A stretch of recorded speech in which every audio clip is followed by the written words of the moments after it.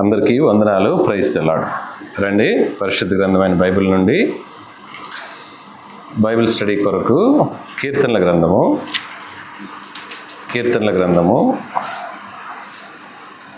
44వ కీర్తన. Last Bible స్టడీలో మనం కొన్ని విషయాలు చూసాం. ఈరోజు కూడా ఈ 44వ కీర్తన నుండి ఒక కంప్లీట్ జనరేషన్కు, అలాగే ఒక కంప్లీట్ ఫ్యామిలీకి సంబంధించినటువంటి కొన్ని ముఖ్యమైనటువంటి సంగతులు ఈ కీర్తన 44లో మనకు అవసరమైనటువంటివి, కుటుంబ సంబంధమైనవి, సంఘ సంబంధమైనటువంటిది, కంప్లీట్ ఒక విశ్వాసికి సంబంధించినటువంటి ఒక జనరేషన్ మొత్తానికి సంబంధించిన సాక్ష్యము ఉన్నటువంటి భాగము ఈరోజు మనం బైబిల్ స్టడీకి తీసుకున్నాం. కీర్తనల గ్రంథము 44వ అధ్యాయము 1 నుండి 4 వాక్యాలు, 5 వాక్యాలు చదువుతాం. కీర్తనల గ్రంథం 44, 1 నుండి 5 వాక్యాలు.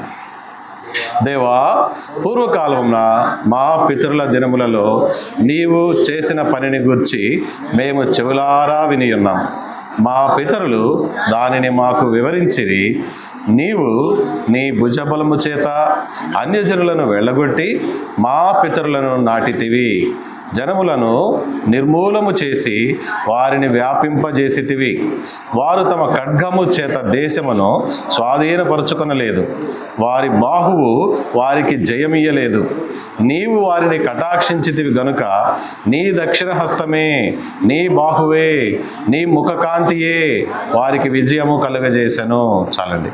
ప్రేమగల తండ్రి, కృప కలిగిన దేవా, మహోన్నతుడా, సర్వాధికారి, నిత్యుడు అయిన దేవా, నాయన ఈ సాయంకాలం సమయంలో ప్రభువా, బెర్షెబాను నాయన మీరు జ్ఞాపకం చేసుకుని మీ ప్రియులందరినీ ప్రభువా మీ మందిర ఆవరణంలో ప్రవేశపెట్టారు. సజీవులుగా ప్రభువా జ్ఞాపకం చేసుకుని ఈ దినమంతా మాకు తోడై ఉన్నారు. మా పనులలో, అలాగే నాయన మా యొక్క ప్రయాసములో ప్రభువా మేము ఒంటరిగా లేము. మాతో కూడా నాయన మీరుండి సమస్తమును బాగుగా జరిగించి మమ్మల్ని పోషించి మాకు నాయన ఆరోగ్యమునిచ్చి అన్ని విషయాలలో చాలిన దేవుడిగా, నమ్మదగిన దేవుడిగా ఉంటూ వస్తున్నందుకు ప్రభువా మీ కృతజ్ఞతాస్తుతులు చెల్లిస్తున్నాం. ఈ రీతిగా నా తండ్రి, మరి కోరాహు కుమారులు కీర్తనల గ్రంథం 44వ అధ్యాయం 1 నుండి 5 వాక్యాలు ఉన్నటువంటి భాగమును ప్రభువా ఈరోజు యెహోవా వారి ఎడల చేసినటువంటి అద్భుత కార్యముల గురించి వారందరూ ఇచ్చినటువంటి సాక్ష్యము, ఆ సాక్ష్యము ద్వారా నా తండ్రి మా యొక్క విశ్వాస యాత్ర జీవితంలో కూడా మేము తీసుకోవాల్సినటువంటి అనుభవాలను మాకు బోధించమని, ఆ ప్రకారముగా బోధించిన సంగతులను ప్రయాసపడి మేము కూడా ఆ ప్రకారముగా నడుచుకుని సంఘములో, కుటుంబములో ఒక మంచి సాక్ష్యము మేము కలిగి ఉండేవారిగా ఉండినట్లుగా ప్రభువా మమ్మల్ని మీ చేతులకు అప్పగించుకుంటున్నాం. చీకటి అంధకార సంబంధమైన శక్తులను లయపరచమని, మానవ సంబంధమైన తలంపులను లయపరచమని, పరిశుద్ధాత్మన శక్తితో నిండుకునేటువంటి వారమై పరిశుద్ధాత్మ దేవుడే మాకు బోధకుడై బోధించినట్లుగా సమస్త మహిమ, ఘనత, ప్రభావాలు మీకు ఆరోపించుకుంటూ మా ప్రభువును రక్షకుడైన యేసుక్రీస్తు వారి పరిశుద్ధ నామములో ప్రార్థించి అడిగి వేడుకుంటున్నాం తండ్రి, ఆమెన్.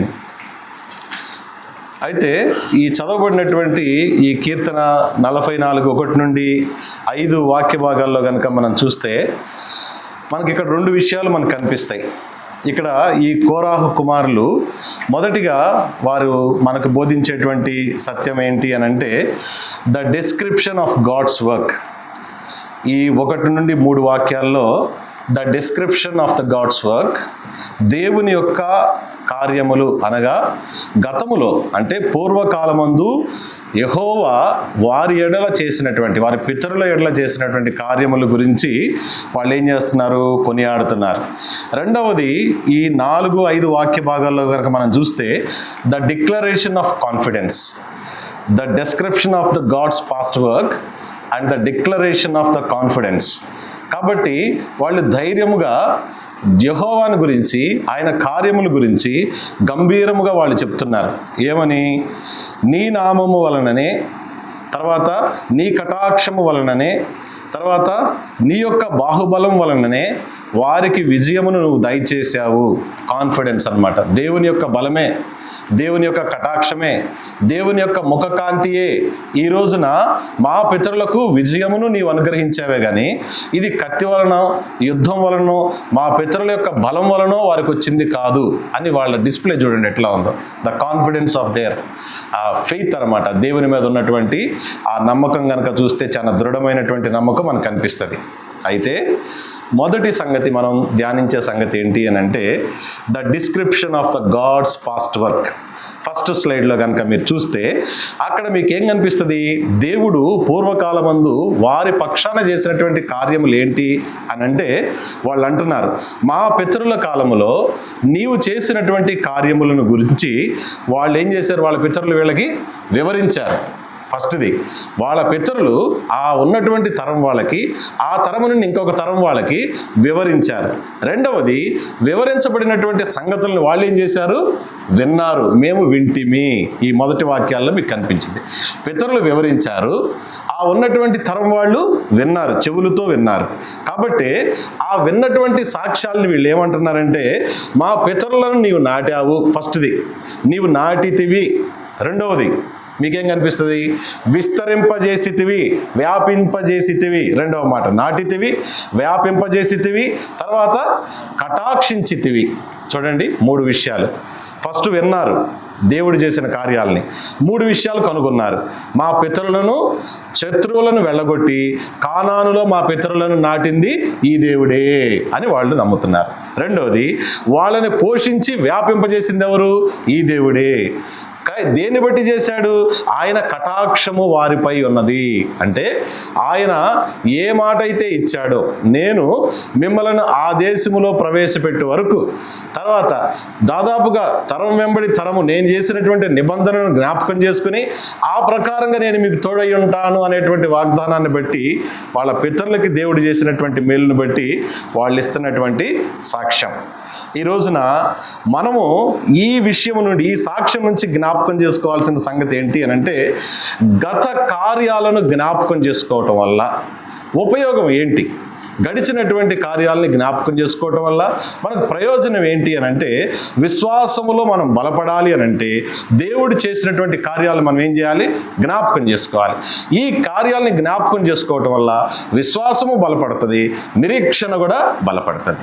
ఈ విశ్వాసము నిరీక్షణలో బలపడే కొద్దీ ఒక వ్యక్తి ఏమవుతాడు అని అంటే మందిరం పట్ల మక్కువ పెరిగిద్ది, సహవాసం పట్ల మక్కువ పెరిగిద్ది.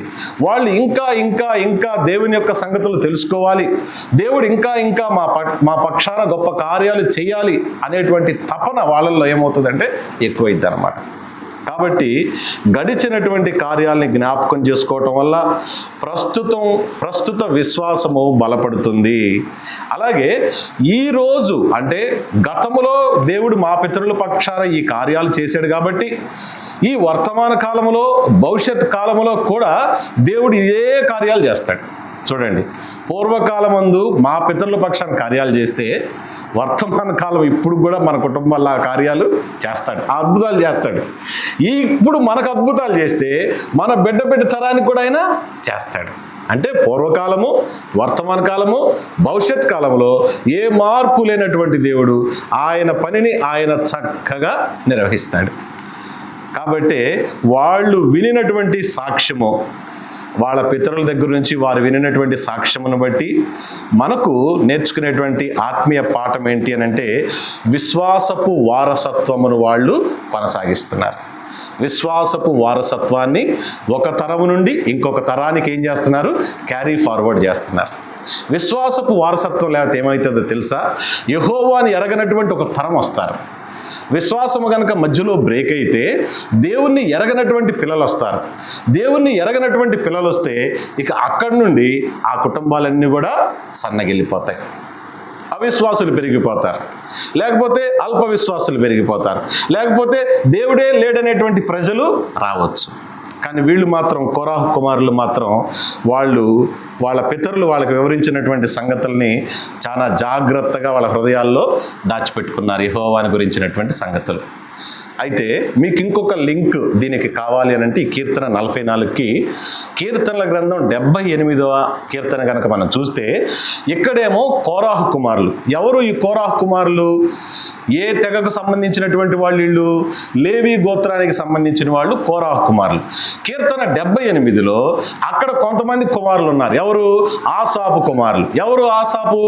దావీదు నియమించినటువంటి ఆయన చీఫ్ మ్యూజిషియన్ అన్నమాట. అక్కడ ఉన్నటువంటి ఆరాధిక బృందం ఉంది. వాళ్ళు కూడా కీర్తన 78 చదవండి, 2-3 వాక్యాలు సేమ్ ఇదే టెస్టిమోనీ వాళ్ళు కూడా ఇస్తున్నారు సాక్ష్యం. చదవండి కీర్తన 78. కీర్తన 78. నేను నోరు తెరిచి ఉపమానము చెప్పేదను. చూడండి, పూర్వకాలపు గూఢవాక్యములను మీకు తెలియజెప్పేదను. పితరులు మాకు వివరించిన సంగతులను చెప్పేదను. ఏమని చెప్తున్నారు ఆ సంగతులనంటే, ఆయన బలము, ఆయన చేసిన ఆశ్చర్య కార్యములను దాచకుండా వాటిని వారి పిల్లలకు మేము చెప్పేదము. రాబో తరములలో పుట్టబో పిల్లలు దానిని ఎరుగునట్లు వారు లేచి తమ పిల్లలకు దాన్ని వివరించినట్లు వీరును దేవుని యందు నిరీక్షణ గలవారై దేవుని క్రియలను మరవకుండా ఉండునట్లుగా వాళ్ళు ఏం చేస్తున్నారంటే దేవుని యొక్క సంగతులు ఏది దాచకుండా పిల్లల పిల్లలకి చక్కగా వాళ్ళు విశ్వాసపు వారసత్వం యొక్క కొనసాగింపు చాలా బలమైంది. అది ఎట్లా ఉంటుంది అని అంటే, భూమిలో కనుక వేరు వ్యవస్థను కనుక మీరు చూస్తే ఒక్కొక్క వేరుని విడదీయమని ఒక పని వాళ్ళు పెట్టామనుకోండి, ఎంతకాలం పట్టిద్ది ఆ వేర్లన్నీ విడదీయడానికి? ఒక 100 సంవత్సరాల మహావృక్షం అండి. ఈ 100 సంవత్సరాల మహావృక్షము బయటికి చూడటానికి ఒక పెద్ద ముద్దులాగా అనిపిస్తుందేమో కానీ లోపల దాని వేరు వ్యవస్థ ఎంత ఉంటుంది? దాన్ని ఒక్కొక్క వేరుగా మనం తీయాలి అని అంటే ఎన్ని సంవత్సరాలు పట్టిద్ది?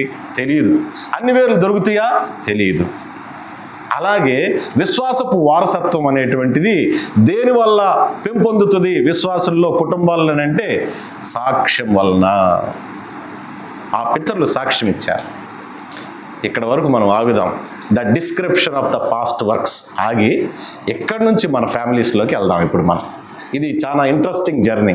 ఇక్కడ మీరు లక్షల రూపాయలు పెట్టి సైకియాట్రిస్టుల దగ్గర, సైకాలజిస్టుల దగ్గర, స్కూల్ కౌన్సిలర్స్ దగ్గర, అకాడమిషియన్స్ దగ్గర, బెస్ట్ ప్రిన్సిపల్స్ దగ్గర, మీ పిల్లల యొక్క భవిష్యత్తు కోసం అడ్వైస్ కోసం మీరు వెళ్ళేటువంటి పరిస్థితుల దగ్గర, ఇంకా ఎవరైనా సరే బెస్ట్ స్కాలర్స్ దగ్గరికి వెళ్ళి మా పిల్లల సంగతి ఏంటి అనేటువంటి అనుభవాలు ఇప్పుడు ఈ విశ్వాసం నుంచి మనం పుట్టుకొస్తాం. ఎలాగా అనంటే, వాళ్ళు ఫస్ట్ చేసిన పని ఏంటంటే, కోరాహు కుమారులు వింటిమి. మనకు ఆల్రెడీ ఉంది, తెలిసిన వాక్యమే. రోమిలకు రాసినటువంటి పత్రిక 10వ అధ్యాయం 17వ వాక్యములో వినుట వలన ఏం కలిగిద్దంట? విశ్వాసం కలిగిద్ది. అయితే ఈ వినుట, విశ్వాసము 2 పదాలు గుర్తుపెట్టుకోండి. సింపుల్గా మనం అనేస్తాం, వినుట వల్ల విశ్వాసం వస్తుంది, వినండి అయ్యా అంటాం. వినండి అయ్యా అని అనగానే పెద్దవాళ్ళు పిల్లలు ఏం చేస్తున్నారు తెలుసా? తెలివిగలవాళ్ళు బాగా వింటారు. కానీ ఉండనటువంటి సంగతి ఏంటంటే వాళ్ళల్లో విశ్వాసము ఖాళీ అన్నమాట. హృదయంలో వినటానికి రోజు ఆదివారం వచ్చి వింటారు, కానీ వాళ్ళల్లో లేని సంగతి ఏంటి? విశ్వాసం. విశ్వాసం లేకుండా ఎన్ని సంవత్సరాలు మందిరాల్లో కూర్చున్నా చిన్నప్పటి నుంచి ఈ చేపల మీదే పెరిగారు, చిన్నప్పటి నుంచి మాతోనే ఉన్నారు, చిన్నప్పటి నుంచి అన్ని కుడుగులకు వచ్చారు, కానీ పిల్లోడు మాత్రం రక్షణ ఆలస్యం అవుతుంది. ఏమైంది పిల్లోడికి? There is one component missing, that is the faith. విన్నాడు బాగానే, బట్ ఆడికి లేనిదేంటి? ఆ విశ్వాసం ఎవరు ఇవ్వాలి? నేను ఇచ్చేదా? నా జేబులో అది నేనైతే ఎప్పుడు ఇచ్చేసేవాడిని నా పిల్లోడికి. అది ఎవరు ఇవ్వాలి? దేవుడు ఇవ్వాలి.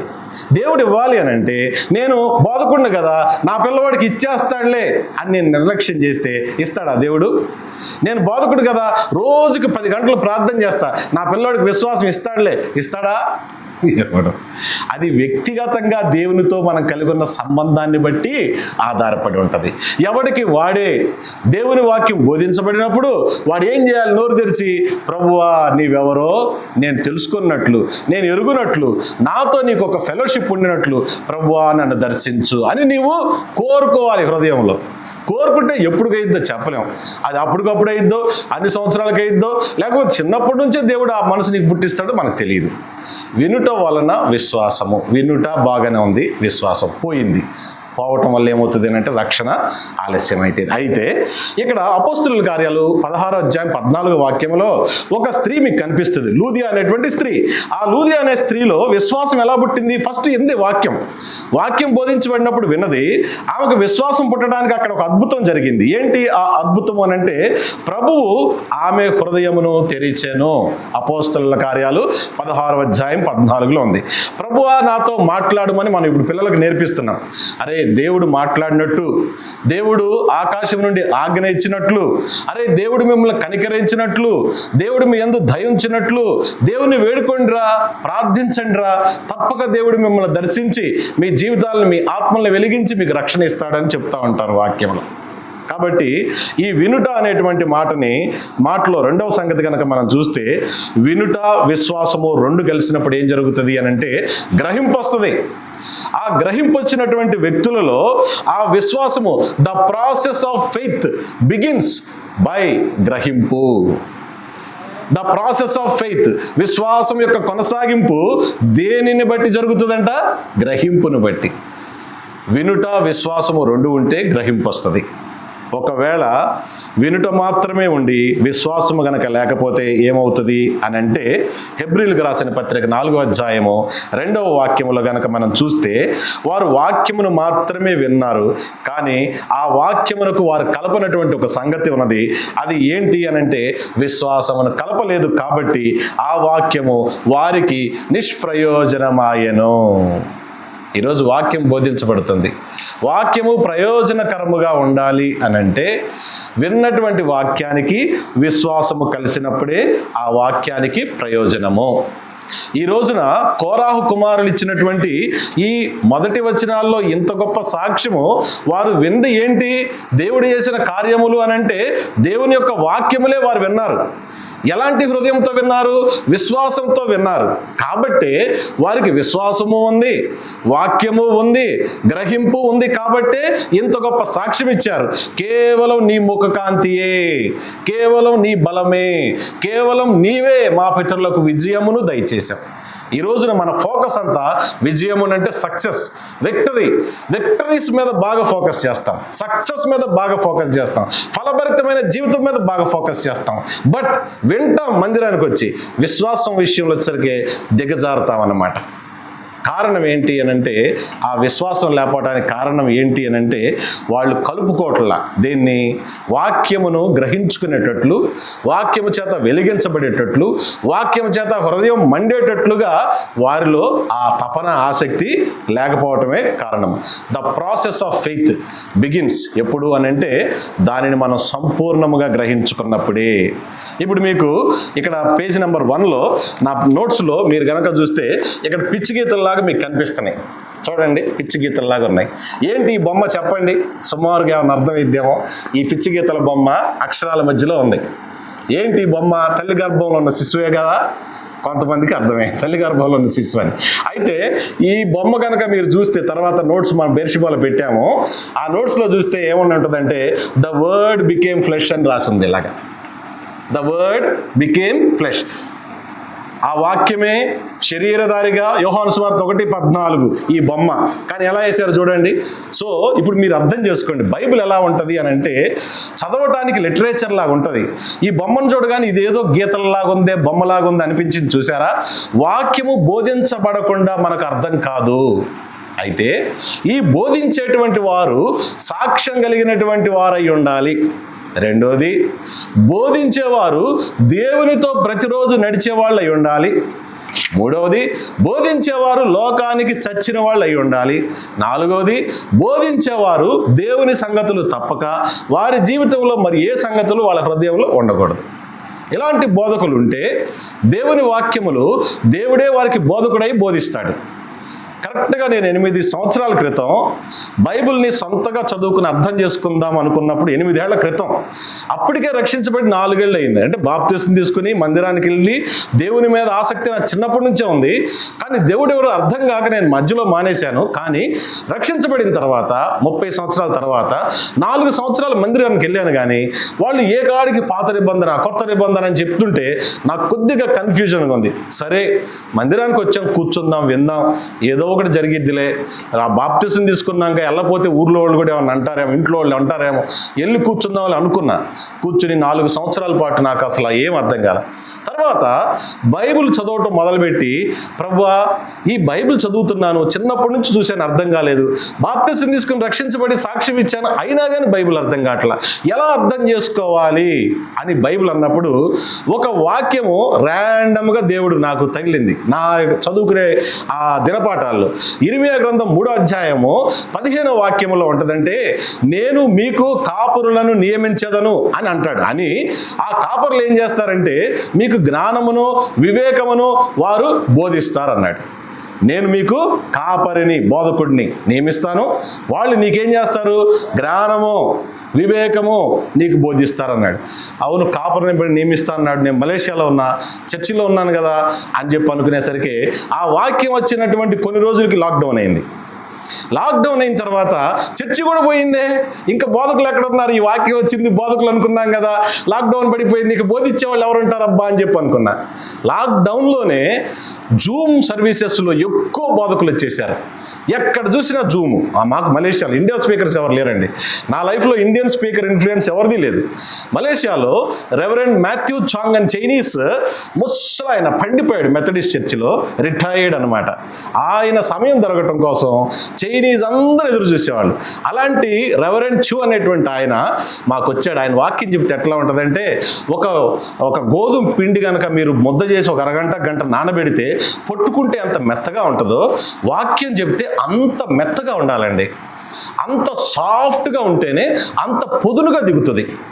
ఇండియాలో రివర్స్, ఎంత గట్టిగా చెప్తే అంత బాగా సుత్తి దెబ్బ తగిలిద్ది, కానీ లోపలికి ఏమాత్రమో పదును ఉండాలి. బాగా 2 అంచులు పదును ఉండాలి. పదును ఉండాలంటే నేనేమైపోవాలి, మెత్తపడిపోవాలి, ఇంకా మెత్తపడాలి, ఇంకా మెత్తపడాలి, ఇంకా మెత్తపడాలి, నానాలి. దేంట్లో, వాక్యంలో, ప్రార్థనలో నానాలి. నానకుండా పెద్ద సుత్తి తెచ్చి పద్దాకల సుత్తి దెబ్బలు కొడితే వాడికి సొట్టలు పడితే కానీ దాంట్లోకి మాత్రం ఏమీ పాదు.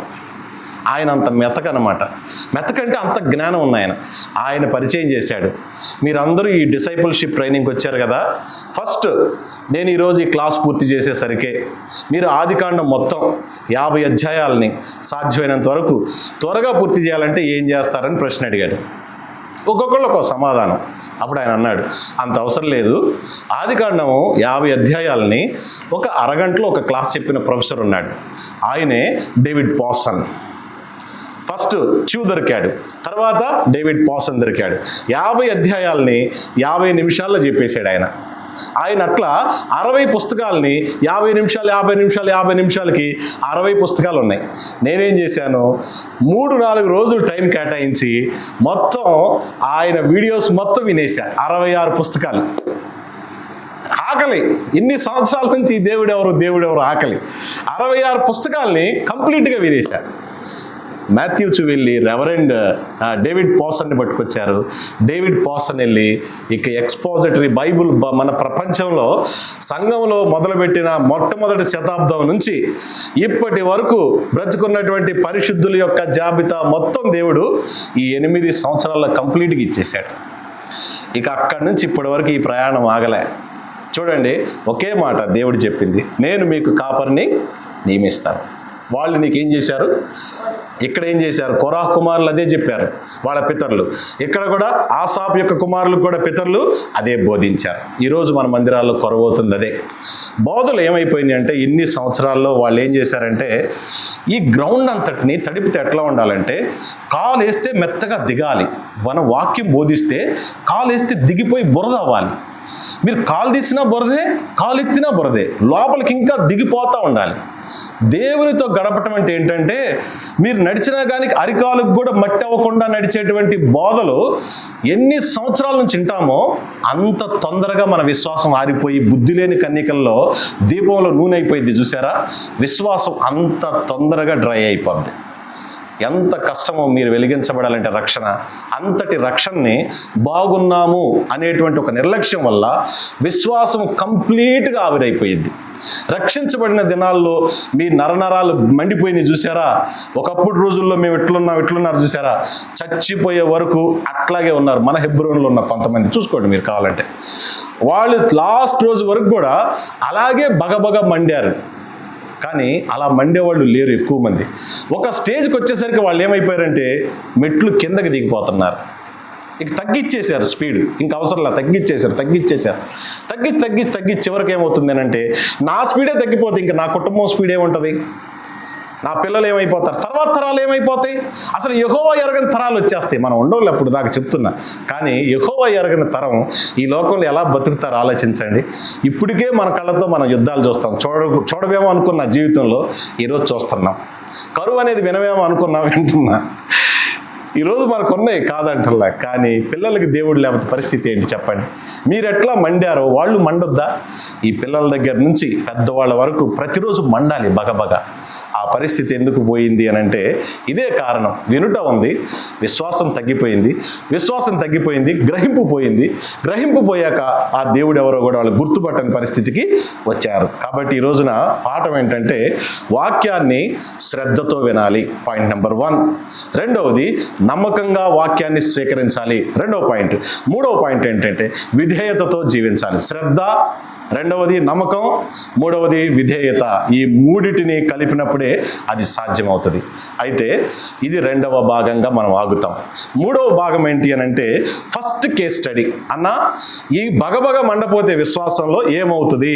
కేస్ స్టడీ 1లో మనకున్నారు ద బెస్ట్ ప్రాఫిట్ అన్నమాట, the best high priest, the best judge. బైబిల్లో మనకు ఏలీ ఉన్నాడు.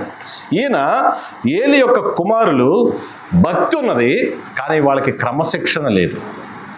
ఎందుకు భక్తి ఉంది అని మీరు గనక స్టడీ చేస్తే ఏలీ యొక్క కుటుంబాన్ని ఆయన చిన్నప్పటి నుంచే పిల్లలకి ఏమిచ్చాడు? రే స్టాండ్ తీసుకెళ్ళి అక్కడ పెట్టమ్మా, ఆ దీపాలు వెలిగించు, అదిగో ఇవన్నీ అక్కడ సెట్ చేయి, ఆరాధనకి ఇవన్నీ బిగించు. చిన్నప్పటి నుంచి పిల్లలు ఏం చేశారు? డైరెక్ట్గా సర్వీస్కి వచ్చేసారు. కానీ వాళ్ళు ఏమనుకున్నారు? దేవునితో అని అంటే దేవుని పని అంటే వాళ్ళు ఏమనుకున్నారు? దేవుని పని మందిరంలో చేస్తున్నా చిన్నప్పటి నుంచి మనం అలక్ష్యంతో చేసినా నిర్లక్ష్యంతో చేసినా మనకేం కాలేదు కదా అని ఆరాధనకు వచ్చే టయానికి మందిరానికి వాళ్ళు, తర్వాత మీ దగ్గర నోట్స్ ఉంది, ఇంటికి వెళ్ళి చూడండి, పిక్చర్స్ చాలా మీనింగ్ఫుల్గా ఉంటాయి, పిల్లలకు చూపించండి. అరే చిన్నప్పటి నుంచి మందిరాలకు తీసుకొస్తున్నాం మిమ్మల్ని, ఎంటున్నారు, వెళ్ళిపోతున్నారు.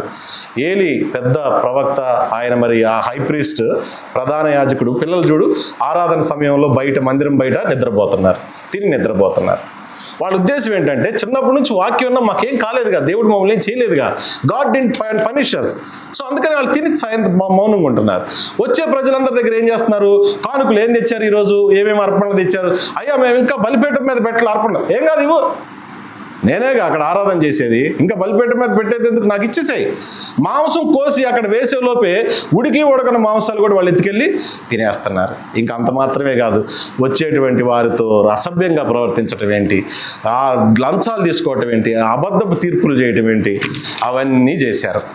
ఇక్కడ ఈ విషయాలను ఎందుకు చెప్తున్నానంటే ఇప్పుడు దాకా మనం చెప్పుకున్నాం, దేవుని వాక్యం చేత తడపబడాలి, దేవుని వాక్యం కోసం పిల్లలు తహతహలాడాలి, దేవుని యొక్క సన్నిధి కోసం వాళ్ళు ఆరాటపడాలి.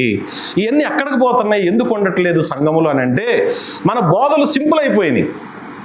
ఎంత సింపుల్ అయిపోయినాయి అని అంటే ఆరాధన అనగానే మన వాళ్ళు ఏం చేస్తున్నారు? నేను 2 సంవత్సరాల క్రితం ఈ వర్తమానం చెప్పా. ఆరాధన అంటే ఇది సింపుల్ కాదు, ఆరాధనకి బరువు ఉండాలి, వెయిట్ ఉండాలంటే ఈ రోజంతా నేను దేవునితో గడిపినటువంటి విధానమే నా బరువు అనమాట. నేను దేవునితో గడపకుండా నా బరువు తీసుకుని రాలేను అర్పణగా, నా హృదయంలో ఉండేటువంటి బరువు అదే. అయితే ఆ సమరయ స్త్రీని ఈ రోజున చాలా మంది సంఘాలు, ఇప్పుడు మీరు కనుక యూట్యూబ్లో వింటే, సమరయ స్త్రీని ఒక చెడ్డ స్త్రీగా బోధించేశారు సంఘం. ఎప్పటి నుంచో తెలుసా? అనాది కాలం నుంచి ఇష్టం వచ్చినట్టు నోటికి పట్టని మాటలు మాట్లాడేశారు ఆ సమరయ స్త్రీని. నేను ఇక్కడే ఉండి చెప్పా ఆ సమరయ స్త్రీ గురించి, ఆ వీడియో నా దగ్గర ఇప్పటికి ఉంది. నేనేమన్నాను తెలుసా? సమరయ స్త్రీని మంచి స్త్రీ అని నేనంటే కనుక మీకు నచ్చదేమో, పాపాత్మురాలైనటువంటి ఒక స్త్రీ అనుకుందాం అన్నా నేను. అట్లాగే ఈ పాపాత్మురాలైన స్త్రీ గురించి ఈరోజు మనం మాట్లాడట్లా. ఆ పాపాత్ముడిని నేనే ప్రభువా, ఈరోజు ఈ బావి దగ్గర నన్నే నువ్వు కలవటానికి వచ్చావు అని అనుకుందాం. ఈరోజు మన రిఫ్లెక్షన్ చూద్దామని నేను చెప్పాను. అయితే మన సంఘం అంతా ఏం చేసింది అని అంటే ఆ యొక్క స్త్రీని పాపాత్మురాలుగా చూపించి ఆమె తీసుకొచ్చినటువంటి కొండ మీద 5 రకాల కొండలనే వర్తమానాలు ఎన్నో వచ్చినాయి. మొదటి కొండ పాపపు కొండ, రెండవ కొండ, మూడవ కొండ, కొండల మీద వర్తమానాలు చెప్తే పిల్లల్లో మండేటువంటి బగబగ మండే ఆవేశం ఎక్కడి నుంచి వస్తుంది చెప్పండి? కొండ కనపడితే కొండ మీద చెప్తున్నారు, ఏ వస్తువు కనపడితే ఆ వస్తువు మీద వర్తమానాలు చెప్పుకుంటున్నారు. ఎంత రాంగ్ టీచింగ్స్ ఇవన్నీ! నేను 2 ఏళ్ల క్రితం చెప్పా ఇదే రాంగ్ టీచింగ్ అని చెప్పని. ఇప్పుడు ఒక థియాలజీ ఫార్మ్ వాళ్ళు మన యూట్యూబ్లో సేమ్ దీని మీదే ఎక్సజెసిస్ చేసి ఇది రాంగ్ టీచింగ్స్ అండి, ఎందుకు సంఘం కూర్చొని వింటున్నారు, ఇలాంటి కొండల మీద వర్తమానాలు చెప్తున్నారు, పిచ్చి పిచ్చిగా చెప్తున్నారు, కాంటెక్స్ట్లోకి వెళ్ళట్లేదు, దాని యొక్క బ్యాక్గ్రౌండ్ చూడట్లేదు, దాని అప్లికేషన్ చూడట్లేదు, దాని భవిష్యత్తు చూడట్లేదు, అసలు దేవుని భయమే లేకుండా వర్తమానాలు చెప్తున్నారు. అలాంటి వాళ్ళ దగ్గర కూర్చుని మీరు వింటే మీరు ఆరిపోతారు అని మొన్నొకళ్ళు ఒక వేదిక మీద చెప్తుంటే అప్పుడు నేను మా ధనాకు చూపించా. 2 years బ్యాక్ సేమ్ ఎక్సర్సైజ్ చేసి ఇదే యోహాను సువార్తలో ఉన్నటువంటి స్త్రీని మంచిగా చూపించా. ఎందుకంటే ఆమె మంచి స్త్రీ కాకపోతే ఊర్లోకి వెళ్ళి పిలిస్తే అంతమంది ఎందుకు వచ్చారు? ఊరు వచ్చిందంటే ఆమెకు గుడ్ టెస్టిమనీ లేకపోతే ఎట్లా వస్తారు చెప్పండి? వ్యభిచారి అయిన స్త్రీకి జనం పోగవుతారా? ఆ మాట వింటారు? ఆలోచించండి. ఆమె పెనిమిటిని పోగొట్టుకుని బహు దుఃఖంలో ఉంది. ఇప్పుడున్న ఆయన నీ పెనిమిటి కాదు అని అంటే దాని అర్థం ఏంటి? ఆయన పెనిమిటి కాదు, హెల్పర్ మాత్రమే అనుకోవచ్చుగా. ఇప్పుడున్న ఆయన నీ పెనిమిటి కాదంటే ఆమె కూడా అక్కడ కూడా తప్పు చేస్తుందని చెప్పని ఈ నోటితో చెప్పిన వర్తమానాలు విన్న వాళ్ళని ఎంత తప్పుదోవ పట్టించి ఆలోచించండి. బాధాకరమైన సంగతి ఏంటంటే ఆదివారం వచ్చినంత జనము ఈరోజు ఇన్ని విషయాలు బోధిస్తున్నాం, సత్యాలు. ఇవి వినటానికి మనుషులు రారు. అసలు రావాల్సిందే దీనికి. ఈ బైబిల్ స్టడీకి రాకుండా, బైబిల్లో ఉన్న దేవుడు ఎవరో తెలియకుండా ఆదివారం వస్తే ఎట్లా నువ్వు ఆరాధన చేసి ఎట్లా బలంలో ఉంటావు? ఇంత సింపుల్గా చేసేసారు బైబిల్ స్టడీని. ఎంత సింపుల్ అంటే కొద్దిసేపు చెప్పు ముగిచ్చేసేద్దాం. Let's finish very fast. కాబట్టి పునరుద్ధానం అనేది అంత ఈజీ కాదండి. ఎందుకంటే ఒక విత్తనమే భూమిలో పెట్టి అది కుళ్ళిపోయి అది ఒక మంచి జీవంలోనికి రావాలంటే ఎంతో పెద్ద ప్రాసెస్ ఉంటే, అసలు కుళ్ళిపోయినటువంటి దేహము కీర్తన 16లో ఒక పరిశుద్ధుడిగా మారాలంటే దెర్ ఈజ్ ఎ ప్రాసెస్. ఆ ప్రాసెస్ కోసం అంట పరలోకమే నీ కోసం నీ గుంట దగ్గరికి దిగొస్తుందంట. తెలుసా ఆ సంగతి? మనందరికీ తెలిసిన సంగతి ఏంటంటే ఈరోజు కన్ను మూస్తే అక్కడే ఉండాలి అనే వర్తమానాలు ఎన్నో ఉన్నాయి. కానీ నేను చెప్పేది ఏంటంటే ఈ రోజు నీవు కన్ను మూస్తే పరలోకం is coming down for you. నమ్ముతారు? ఎవరు నమ్మరు. ఏందన్నా కన్ను మూస్తే ఆడికి వెళ్ళిపోతామన్నా, పౌలు గారు చెప్పాడు, ఇదిగో లేఖనం ఉందంటారు. వెళ్ళటం ముఖ్యం కాదమ్మా, మధ్యలో జరిగే ప్రాసెస్ ఏంటి, సిద్ధపాటు గురించి ఏంటి, ప్రభు చేయాల్సిన పనులు ఎన్ని ఉన్నాయి వాటి గురించి ఆలోచించవేంటి? కన్ను మూస్తే వెళ్ళిపోతా వెళ్తావు కరెక్టే. వెళ్ళటానికి ఆయన చేసేటువంటి పని ఎంత, సిలువ మీద పడిన శ్రమ ఎంత, వీటి ఏ ఎస్టిమేట్స్ ఎవరు పట్టించుకోరు. మాకు పరలోకం కావాలి, మేము దేవుడిని నమ్ముకున్నాం.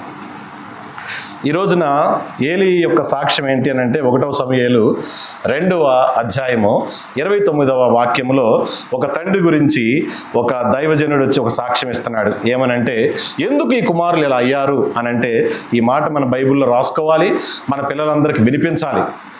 తప్పకుండా పిల్లలకు వినిపించాలి. ఎందుకు ఏలీ కుమారులు ఇలా అయ్యారు, ద రూట్ కాజ్ ఏంటి, ప్రాబ్లం ఏంటి అని అంటే అక్కడ అంటున్నాడు, నాకంటే అంటే దేవుని కంటే నీ కుమారులను నీవు చది. దట్ ఈస్ అది పట్టినటువంటి కుళ్ళు. దేవుని కన్నా ఈ రోజున పిల్లల్ని గొప్ప చేస్తున్నారు. నేను మన మందిరానికి వచ్చి ఇప్పటికి 3 సంవత్సరాలు దాటిపోయింది. ఇన్ని సంవత్సరాలు మీరు గమనించండి, నేను వాక్యాలు బోధించేటప్పుడు పిల్లలు ఆడుకున్నా, మనం నోట్సులు రాసుకొచ్చి చించేసి కూడా ఆడుకున్నారు. నేను బైబిల్ స్టడీ ఇంతకుముందు ప్రతి నోట్స్ నేను ఇచ్చేవాడిని. ఈ బైబిల్ స్టడీ నోట్స్ని ఇక్కడే చించేసి ఆడుకుని వదిలిపెట్టి వెళ్ళేటప్పుడు ఆ చించి ఆడుకున్న నోట్స్ని కూడా మేము వెనక్కి తీసుకెళ్ళాం. కానీ ఎప్పుడు కూడా ఒక్కరోజు కూడా నేను కోప్పడలా.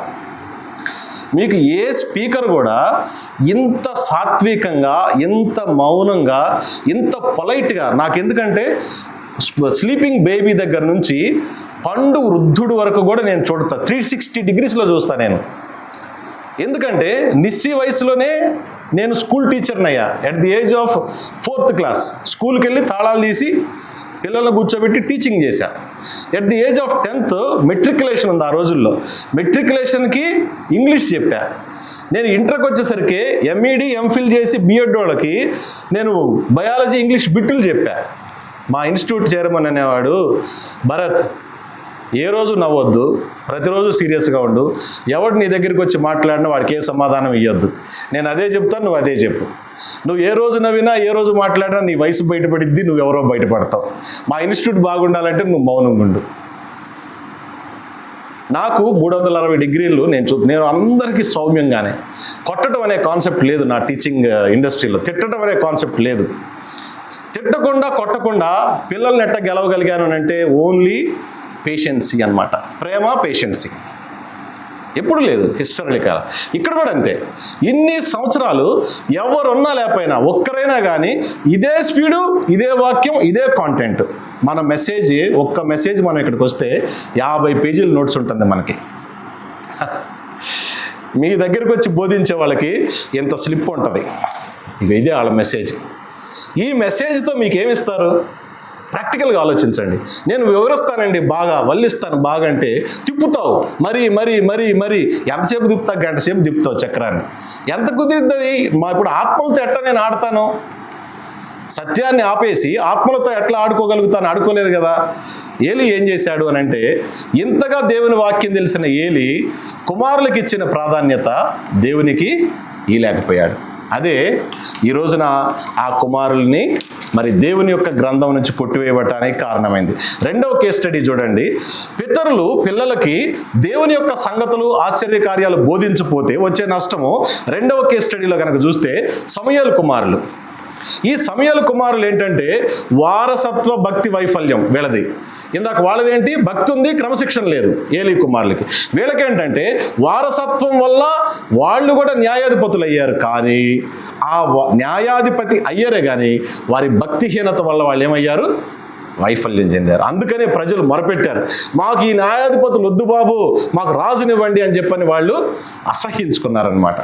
ఈ రోజున సమూయేలు మరి ఆ పిల్లలు, ఇప్పుడు ఆయన చూస్తే కనుక ఆయన పిల్లలు చిన్నప్పటి నుంచి దేవాలయంలో బాధ్యతలు అన్నీ చేశారు, కానీ ఆ పిల్లలు ధనాపేక్ష వల్ల అక్కడ ఉన్నటువంటి వచ్చేటువంటి వస్తువులు, గిఫ్ట్లు, వీటన్నిటినీ వాళ్ళు బాగా ఆసక్తి చూపించి వాళ్ళు చెడ్డ సాక్ష్యము పొందుకున్నారు. కాబట్టి మూడవ కేస్ స్టడీ కనుక మనం చూస్తే, దావీదు యొక్క కుమారులు కనుక మనం చూస్తే, అమ్నోను, అబ్షాలోము, అదోనియా, ముగ్గురు కుమారులు చూడండి. దావీదు లాంటి హృదయానుసారుడు, ఆయన చిన్నతనంలో ఎంత చక్కగా మరి ప్రవక్త అయిన సమూయేలు వచ్చి ఆయన్ని మరి అభిషేకించి చక్కగా మరి యెరూషలేముకి రాజుగా నియమించి దేవుడు అంతగా తోడున్న దావీదు కూడా మరి అమ్నోను, అబ్షాలోము, అదోనియా ముగ్గురు కుమారుల విషయంలో దావీదు కూడా మౌనంగా ఉన్నాడు. మరి ఆ ముగ్గురు కుమారులు మరి దావీదు యొక్క జీవితంలో ఉన్నటువంటి బలహీనతలను బట్టి వాళ్ళు కూడా తిరుగుబాటు చేసేటువంటి వారుగా ఉన్నారని మనకు బైబిల్లో ఆధారాలు ఉన్నాయి. అందుకనే మనం గుర్తుపెట్టుకోవాల్సిన ఈ 3 కేస్ స్టడీల్లో 4 విషయాలు మనం గుర్తుపెట్టుకోవాలి. మొదటిది ఏంటంటే కృత్రిమ భక్తి, అంటే ఆర్టిఫిషియల్ ఫెయిత్, లేదంటే కౌంటర్ఫిట్ స్పిరిచువాలిటీ మనకు ఉండకూడదు. ఆర్టిఫిషియల్ ఫెయిత్ వద్దు. ఉంటే విశ్వాసం లేదా అవిశ్వాసం ఏదో ఒకటి డిసైడ్ చేసుకోండి. దేవుడు ఉన్నాడా లేదా, అటు ఇటు వద్దు. కౌంటర్ఫిట్ స్పిరిచువాలిటీ మీకు తెలియకుండానే మన ఫ్యామిలీని ఇంపాక్ట్ చేస్తుంది. రెండవది church politics never to be discussed in the home. చర్చిలో జరిగే ఏదైనా సరే పిల్లల దగ్గర కానీ కుటుంబంలో కానీ డిస్కస్ చేస్తే వాళ్ళకి విశ్వాసము సన్నగిల్లిపోద్ది. Church politics never to be in the house.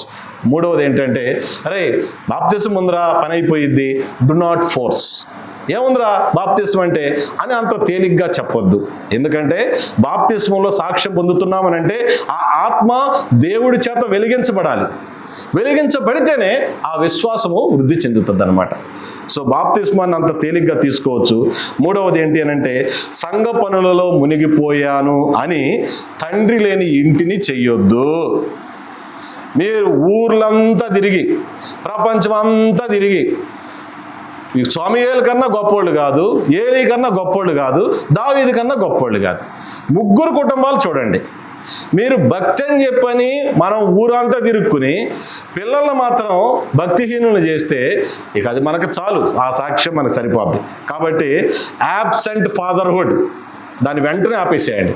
అది ఒక పెద్ద చిల్లు భ్రమ. అది మొత్తం తిరిగి నేనేదో చేస్తున్నానని చెప్పని దేవుడు రేపు అవి అడగడు. నువ్వెవరో నాకు తెలియదంటం కోసం నువ్వు తిరుగుతున్నావు. ఇవన్నీ తిరుగుతున్నావు అని అంటే నీ ఆత్మకు పడినటువంటి మందు పాత్ర దెబ్బ ఏదైతే గాయం ఉందో, గాయాలు ఉన్నవాళ్ళు పిచ్చి పిచ్చిగా తిరుగుతారు. కుదురుగా ఉండరు, వాళ్ళు నిబ్బరంగా ఉండరు, నిమ్మలంగా ఉండరు, సమాధానం ఉండదు, పిచ్చి పిచ్చి అయిపోతారు, ఉండలేరు, సమయానికి ఉండలేరు. ఒకడు 10 నిమిషాలు ఆలస్యమైనా నిలబడి నుంచోలేడు. కంగారు, ఏమైపోయిందో అని కంగారు, పిచ్చి పిచ్చి అయిపోతూ ఉంటారు. కాబట్టి యాబ్సెంట్ హుడ్ ఉండకూడదు. 4 విషయాలు చెప్పాం. పిల్లల విషయంలో ఏంటి? కృత్రిమ భక్తి, చర్చి రాజకీయాలు మనకొద్దు, బలవంతపు బాప్తీసాలు వద్దు, 3వది తండ్రి లేని ఇంటిని చెయ్యొద్దు. ఇంటిని కనిపెట్టుకుని ఉందాం. అయితే 4వ కేస్ స్టడీ వెరీ ఇంపార్టెంట్. ఈ 4వ కేస్ స్టడీకి ఇప్పుడు మన కీర్తన 44 వాక్యాలు చదివిన దానికి క్లోజ్ రిలేషన్షిప్ ఉంటుంది. ఇక్కడ మీకు కనిపించేటువంటి ఫెయిత్ఫుల్ సర్వెంట్ ఎవరు అని అంటే తిమోతి యొక్క సాక్ష్యం చూడండి. విశ్వాసం యొక్క వారసత్వానికి పర్ఫెక్ట్ ఎగ్జాంపుల్ తిమోతి. ఎవరు చెప్తున్నారు? అపోస్తులైన పౌలే చెప్తున్నాడు ఆయన యొక్క సాక్ష్యం గురించి. అయితే ఈ తిమోతి అనేటువంటి ఫ్యామిలీ ఎలాంటి ఫ్యామిలీ? ఏలీ లాంటి ఫ్యామిలీనా? సమూయేలు లాంటి కుటుంబమా? దావీదు లాంటి కుటుంబమా? కాదు. తల్లి ఏమో యూదురాలు, తండ్రి ఏమో గ్రీకులు సంప్రదాయానికి సంబంధించినటువంటి వ్యక్తి. అంటే మిశ్రిత కుటుంబం నుంచి వచ్చినటువంటి తిమోతి ఎంత మంచి సాక్ష్యం పొందాడు. తిమోతి తండ్రి అవిశ్వాసి అయినప్పటికీ ఆయన తల్లి అలాగే ఆయన అమ్మమ్మ నేర్పినటువంటి భక్తిలో తిమోతి బలపడ్డాడు. మీరు కనుక మన స్లైడ్స్లో కనుక చూస్తే తల్లి వాళ్ళ గ్రాండ్ మదర్ ఇద్దరు కలిసి చూడండి తిమోతిని దేవుని వాక్యాలతో ఎట్లా నింపుతున్నారు ఆయన హృదయం అంతా. వాళ్ళు ఎక్కడున్నా తినే దగ్గర వాక్యమే, వాళ్ళ రిక్రియేషన్ దగ్గర వాక్యమే, ఇంట్లో వాక్యమే. మరి దేవుని యొక్క లేఖనాలతో పిల్లల్ని కనుక అలా నింపకపోతే మరి పిల్లలకి దేవుని గురించిన ఆ సాక్ష్యం ఎలా వస్తుంది? అందుకనే అపోస్తులకు రాసిన కార్యాలు 16వ అధ్యాయము 1 నుండి 3 వాక్యాలు కనుక మీరు అక్కడ చూస్తే తిమోతి పౌలు వారిద్దరి యొక్క సహవాసం మీకు కనిపిస్తుంది. మన నోట్స్లో తర్వాత చూడండి తిమోతి పౌలు వారిద్దరి యొక్క ఫెలోషిప్ గురించి. వాళ్ళిద్దరు చూడండి ఎప్పుడు కూడా దేవుని యొక్క వాక్యాలు, దేవుని యొక్క సంగతుల గురించి వాళ్ళ భాగస్వామ్యం ఎట్లా ఉంది పనిలో. నీ పని నీదే, నా పని నాదే కాదు. ఎందుకంటే దేవుడు ఒకటే అయినప్పుడు, సువార్త ఒకటే అయినప్పుడు, ఆత్మ ఒకటే అయినప్పుడు మనందరి భావజాలం కూడా ఒకటే కావాలి. మరి పౌలు గారు తిమోతికి చేసినటువంటి ఒక మంచి పని ఏంటి అని అంటే ఆయన తిమోతిని మరి సంఘానికి పరిచయం చేస్తూ మరి తిమోతి విషయంలో పౌలు గారు ఏం చేస్తాడు అని అంటే ఆయనకి సున్నతి చేస్తాడు. ఎందుకు సున్నతిని మరి పౌలు గారు తిమోతి విషయంలో అలా చేయాల్సి వచ్చింది చెప్పండి? ఎందుకు సున్నతి చేశాడు అని అంటే మరి ఆ దినాలలో యూదులకు పరిచర్య చేయాలి కాబట్టి, ఈయన మిశ్రిత కుటుంబం నుంచి వచ్చాడు కాబట్టి ఎవరైనా సరే ఆక్షేపిస్తారేమో, ఏంటి ఇతను వాళ్ళ తండ్రి ఏమో గ్రీకు, ఏమేమో యూదురాలు, ఈడేమో మనకు వచ్చి వాక్యం చెప్పేది ఏంటి అని అబ్జెక్షన్ పెడతారేమోనని ప్రజల కోసం పౌలు గారు ఏం చేశారు? తిమోతికి దోవ క్లియర్ చేశాడు. కాబట్టి ఈ రోజున మనకు తిమోతి లాంటి రోషం కలిగినటువంటి మోరల్ క్యారెక్టరు, స్పిరిచువల్ క్యారెక్టరు కలిగినటువంటి ఒక యవన దైవజనుడు బైబిల్లో మన కోసం దేవుడు ఉంచాడు. చూడండి మరి ఈరోజు మనకు గురువు ఎవరు? ఇప్పుడు నేను మీకు చెప్పాను, తెలుగులో ఒక్క గురువు కూడా నాకు దొరకలేదంటే దాని అర్థం ఏంటి? ఎవరికి వాళ్ళే హేరోదుల్లాగా రాజ్యాలు నిర్మించుకుంటే శిష్యులు ఎక్కడి నుంచి వస్తారు? అసలు మన పని ఏంటో తెలుసా? సువార్త పని ఏంటి అసలు ఏమైనా అర్థమవుతుందా మన వాళ్ళకి? సువార్త పని ఏంటి అని అంటే శిష్యులు తయారు చేయండి, డిసైపుల్స్ మనకు కావాల్సింది. మత్తయి సువార్త 28:19 మనకు కావాలి. డిసైపుల్స్ కాకుండా మనకి ప్రీచింగ్ అని చెప్పి ప్రీచింగ్ కాదు. మన డ్యూటీ ఇక్కడ అది కాదు. ప్రీచింగ్ చేసేది పరిశుద్ధాత్ముడు, మందు కాదు. ఈ కాంటెంట్ కానీ ఇవి కానీ మనవి కాదు. ఇవి మనకంటూ ఏమీ లేదు, మనకు తెలియదు అసలు. దేవుని సంగతులు మనిషికి ఎప్పటికీ తెలియవు. దేవుని సంగతులు దేవుడికే తెలుసు, ఆయనే బోధించాలి. జస్ట్ మనం ఇక్కడ ఒక డమ్మీలాగా ఉంటాం, అంతవరకే మన డ్యూటీ. దీన్ని బట్టి నీకు కిరీటాలు వస్తాయి అని చెప్పి అనుకుంటే నువ్వు అమాయకుడివి. రేపు అక్కడ చూద్దాం, మనం ఎక్కడుంటే అక్కడ చూసుకుందాం. నేను అందుకనే ప్రతిరోజు నేను ప్రార్థన చేసేటప్పుడు, వాక్యానికి వచ్చినప్పుడు, lord this is my last day, ఈ ఒక్కసారికి నాకు తోడయ్యండు. తర్వాత రేపటి రోజున నా పరిస్థితి ఏంటో నాకు తెలియదు, నా మోరల్ క్యారెక్టర్ ఎలా అయిపోతుందో తెలియదు. నా మోరల్ క్యారెక్టర్ డిగ్రేడ్ అయిపోతే కనుక, lord thank you, I'm resigning. నా గురించి సంఘంలో కానీ మరి వ్యక్తిగతంగా కానీ నేను పడిపోయిన రోజు నేనేం చేస్తాను తెలుసా?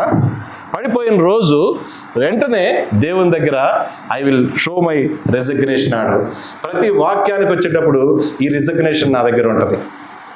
ప్రతిరోజు I have this resignation slip.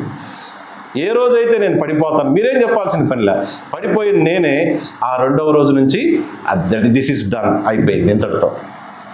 ఆ రోజు రానంత కాలం I will be working for the Lord. చూడండి ఎలా ఉంది మరి విశ్వాసం యొక్క ప్యాషన్ ఎట్లా ఉంటుంది ఆలోచించండి. కాబట్టి ఈ రోజున మరి ఆత్మీయ కుమారుడిగా సాక్ష్యం పొందాడు. ఎవరు? తిమోతి. తిమోతి ఆత్మీయ కుమారుడు ఎవరికి? పౌలు గారికి. కాబట్టి మరి పవిత్రమైనటువంటి ప్రవర్తన, సరైనటువంటి బోధ కలిగినటువంటి సేవకుడిని మనం చూస్తున్నాం. కాబట్టి ఈ రోజున మనకు పాఠాలు ఏంటి అని అంటే, ఈ కోరాహు కుమారులు మనకు నేర్పించినటువంటి పాఠాలు ఏంటంటే, నాటితివి అనేటువంటి హీబ్రూ పదాన్ని కనుక మనం చూస్తే, నాటబడటం అంటే ఏంటో తెలుసా? ఒక వ్యక్తి రక్షించబడిన తర్వాత స్థిరపరచబడాలి. ఆయన వేళ్ళు భూమిలో బాగా బలంగా పాతుకుపోవాలి. అప్పుడే ఒక తోటమాలికి సంతోషము. అప్పుడే వచ్చేటువంటి ప్రతికూల పరిస్థితుల్లో పడిపోకుండా విశ్వాసములో నిలబడి ఉండటం అవకాశం ఉంటుంది అన్నమాట. నాటబడాలి, వ్యాపించాలి. వ్యాపించటం అని అంటే విస్తరించాలి. దాని యొక్క కొమ్మలు చెట్టుకి ఎలాగైతే విస్తరిస్తాయో, మనము కూడా అన్యజనులైనటువంటి ప్రజల మధ్యకి వెళ్ళినప్పుడు మన సాక్ష్యం కూడా అలా విస్తరించాలి. విశ్వాసంలో నాటబడాలి, సాక్ష్యము విస్తరించబడాలి, అలాగే ప్రతిరోజు మనం దేవుని ద్వారా కటాక్షించబడాలి. ఈ 3 సాక్ష్యాలు మన గురించి మన పక్కన వాళ్ళు చెప్పాలి. అన్న, మీరు విశ్వాసంలో నాటబడ్డారు కాబట్టి మాకు మిమ్మల్ని చూస్తే మాకు ధైర్యం వస్తుందన్న. అన్న, మీ సాక్ష్యం ఎక్కడికి వెళ్ళినా వినపడుతుంది కాబట్టి మాకు చాలా సంతోషం వస్తుందన్న, మేము కూడా మీతో పాటు ఉన్నవారమని. అలాగే దేవుడు మిమ్మల్ని కటాక్షించిన కొలది మీరు మా సంఘానికి ఆత్మీయమైనటువంటి విషయాలు ఎన్నో పట్టుకొస్తున్నారన్న చాలా సంతోషం అనేటువంటి సాక్ష్యం మనకు ఉండాలి. అందుకనే నాటబడటం అనంటే ఎస్టాబ్లిష్మెంట్, వ్యాపించటం అనంటే గ్రోత్, స్పిరిచువల్ గ్రోత్, కటాక్షించబడటం అనంటే డివైన్ ఫేవర్. ఈ 3 సంగతులు ఉన్నప్పుడే మనము మంచి సాక్ష్యం కలిగి ఉంటాం అన్నమాట. చివరిగా the declaration of the confidence ఎక్కడ కనిపిస్తుంది మీకు? కీర్తనల గ్రంథము 44:4-8 వాక్యాల్లో కనుక మీరు చూస్తే the declaration of the confidence, వారి యొక్క విశ్వాస ప్రకటన మనకు అక్కడ కనిపిస్తుంది. అయితే ఈ కాన్ఫిడెన్స్ గురించి కనుక మనం చూస్తే క్రొత్త నిబంధనలో మత్తయి సువార్త 8వ అధ్యాయము 8వ వాక్యంలో కనుక మనం ఒక క్యారెక్టర్ స్టడీ చేస్తే అక్కడ మీకు ఒక రోమన్ ఆఫీసర్ కనిపిస్తాడు. మత్తయి సువార్త 8వ అధ్యాయము 8వ వాక్యము చదవండి. మత్తయి సువార్త 8వ అధ్యాయం 8వ వాక్యం. ఆ శతాధిపతి నీవు నా ఇంటిలోనికి వచ్చుటకు, చాలండి, నీవు నా ఇంట్లోనికి వచ్చుటకు నేను పాత్రుడను కాను. అంటే శతాధిపతికి కనిపించాడు దేవుడు ఎవరో, ఆయన పరిశుద్ధత ఏంటో, ఆయన సార్వభౌమాధికారం ఏంటో. మరి డ్యూటీలో ఉండి శతాధిపతి హీ నెల్ట్ డౌన్, ఆయన మోకరిల్లి ఆయన ప్రభువుని వేడుకున్నాడు. ఏమన్నాడు? మోకరిల్లి సెలవిమ్ము అన్నాడు. అంతే, మాట మాత్రం సెలవిమ్ము అన్నాడు, చాలు. ఆ మాటే ఈ గ్రంథంలో ఉన్నటువంటి విషయాలు. ఆ మాటలకే మనం నోటికి కళ్ళెం పెడితే ఆ పాపం ఎవరికి? ఆలోచించండి. నూర్చే ఎద్దు మూతికి కళ్ళెం పెడితే పాపం ఎవరిది? ఎద్దు నూర్చినప్పుడు ఏం చేయాలి? మనం నూర్చనియాలి. మనకే మంచిది, నూర్చటం వల్ల ధాన్యం వస్తుంది, మనకి ఆహారం వస్తుంది, పోషణ వస్తుంది. మరి ఈ రోజున అన్యుడైనటువంటి శతాధిపతి దేవుని చూడగలిగాడు. మిశ్రిత కుటుంబం నుంచి వచ్చిన తిమోతి మంచి సాక్ష్యం పొందాడు. మంచి కుటుంబం నుంచి వచ్చిన 3 కుటుంబాల్లో ఉన్న పిల్లలు ఆరిపోయారు. ఎందుకు ఆరిపోయారు? ఇప్పుడు మన సబ్జెక్ట్ మనం రాసుకొచ్చిన కాంటెక్స్ట్ ఇదేమన్నా వాళ్ళు ఇలా అయిపోయారు, వీళ్ళు ఇట్లా అయిపోయారని నేను చెప్పిన సంగతులా? కాదు కదా, నిజంగా జరిగినటువంటి సంగతులే కదా. కాబట్టి ఈరోజు పాఠం ఏంటంటే, మన పిల్లలు దేవుని దగ్గరికి వచ్చేటప్పుడు ఎలా రావాలి అని అంటే, వాళ్ళు తగ్గించుకుని రావాలి. నిస్వార్థమైనటువంటి ప్రేమ. ఈ శతాధిపతి ఆయన వేడుకుంటుంది ఎవరి కోసం? ఆయన దాసుడి కోసం. ఆయన దాసుని యొక్క స్వస్థత కోసం శతాధిపతి హై ర్యాంక్ ఆఫీసర్ కూడా మోకరిల్లి ప్రభువుని వేడాడు. అందుకనే ప్రభు ఆయన గురించి గొప్ప సాక్ష్యం ఇచ్చాడు. ఏమని? ఇంత గొప్ప విశ్వాసం అరే నా ప్రజల్లో లేకపోయిందే అని. చివరి సాక్ష్యం అదే మనకు కూడా. మనం దేవుని ప్రజలని చెప్పుకుంటున్నాం కదా, మా మందిరాల్లో నంబర్ 1 అండి అనుకుంటున్నాం కదా. నంబర్ 1 కాదంటున్నా, మంచి వాక్యం చెప్తున్నారు. కానీ ఆ వాక్యానికి తగినంత గ్రహింపు ఎక్కడికి వెళ్తుంది? అంత గ్రహింపు ఉంటే సాక్ష్యం ఏది? ఆ సాక్ష్యం ఉంటే మనం విస్తరించే విషయంలో ఏది ఎక్కడ విస్తరిస్తున్నాం? విస్తరించడం అంటే మనుషులకు తెలియటం కాదు, విస్తరించడం అంటే క్రియలు. మిషనరీ క్రియలు ఒకసారి చూడండి, శిష్యులు చేసిన క్రియలు ఒకసారి చూడండి, మన సంఘాలు ప్రారంభించిన వాళ్ళు చేసిన క్రియలు చూడండి. మరి మన క్రియలేంటి? ఆ క్రియలే రేపు దేవుడు మనల్ని అడిగేటి. కాబట్టి కీర్తనల గ్రంథం 62వ అధ్యాయము 5-6 వాక్యాలు కనుక మనం చూస్తే, కీర్తనల గ్రంథం 62, 5-6 వాక్యాలు చూస్తే, నా ప్రాణమా దేవునిని నమ్ముకొని మౌనముగా ఉండు. ఎక్కడ ఉంటున్నారు మౌనంగా? మౌనంగా ఎక్కడ ఉంటున్నాం మనం? ఆయన వలననే నాకు నిరీక్షణ కలిగినది. చాలు, ఇక ఈ జీవితానికి ఇది చాలు. దిస్ ఈజ్ ఇనఫ్, ఇది చాలు. కాబట్టి ఈ రోజున మరి నిజమైనటువంటి విజయము, నిజమైనటువంటి విశ్వాసము, నిజమైనటువంటి నిరీక్షణ మనకున్నటువంటి వసతుల్లో, వనరులలో లేదు. ఎక్కడుంది నిజమైన నిరీక్షణ, విశ్వాసం? దేవుని వాక్యములోనే ఉంది. ఆ దేవుడిచ్చిన సాక్ష్యములోనే నిజమైనటువంటి విజయము ఉన్నది. కానీ మనకు కలిగిన వాటిని బట్టి విజయము రాదు. అదే కోరాహు కుమారులు చెప్తుంది. ఇది కత్తి బలమో మా పితరుల బలం వల్ల వాళ్ళకి జయము రాలా, కేవలం నువ్వు కటాక్షించుట వలనే మా పితరులకు నీవు విజయం ఇచ్చావు. మా పితరులకు నీవు విజయం ఇచ్చావంటే మాకు కూడా నువ్వేం చేస్తావు? విజయాన్ని ఇస్తావు. ప్రస్తుతానికి కీర్తన 44లో మేము శత్రువుల చేత బాధించబడుతున్నాం, మా బాధ చెప్పసఖ్యం కానంత బాధే, కానీ మాకు తప్పక నువ్వేం చేస్తావు దేవా? విజయాన్ని ఇస్తావు అని వారి విశ్వాసాన్ని ప్రకటించారు. కాబట్టి విశ్వాసం అనే వారసత్వం కొనసాగినా కానీ దానివల్ల ఏ ప్రయోజనం లేదు. కానీ సాక్ష్యము అనే విశ్వాసపు వారసత్వం అది యుగయుగాలకు నిలబడి ఉంటుందన్నమాట. అదే మనకి ఈరోజు ఈ బైబిల్ స్టడీలో గొప్ప పాఠం అన్నమాట. కాబట్టి మనం గుర్తుపెట్టుకోవాల్సింది ఏంటంటే, మానవ శక్తి పరిమితమైనది, దేవుని కృప అపారమైనది. ఆ కృప విడిచి వెళ్ళకముందే మేలుకో. ఆ ఆత్మ మనల్ని విడిచి వెళ్ళకముందే మనం అప్రమత్తంగా ఉండాలి అని అంటే ఈ చెప్పినటువంటి సంగతులన్నిటి గురించి మనము ధ్యానించాలి. అప్పుడే మరి దేవునికి ఇష్టలుగా, సంఘముకి, కుటుంబానికి మంచి సాక్షులుగా ఉండగలుగుతాం. చూసారా, ఫ్యామిలీ గురించి ఏ కౌన్సిలర్ దగ్గరికి మీరు వెళ్ళాల్సిన పనిలే, ఎవరికి ఫీజులు కట్టి మా పిల్లలు ఎట్టున్నారు అట్టున్నారు ఏం అవసరంలా, ఏ మంత్రగాళ్ళ దగ్గరికి అవసరంలా.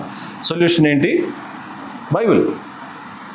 చక్కగా అన్నీ ఉన్నాయి, ఏం చేయాలో దానికి సొల్యూషన్స్ కూడా ఉన్నాయి. కానీ మనమే దేవుని దగ్గరికి వెళ్ళాం.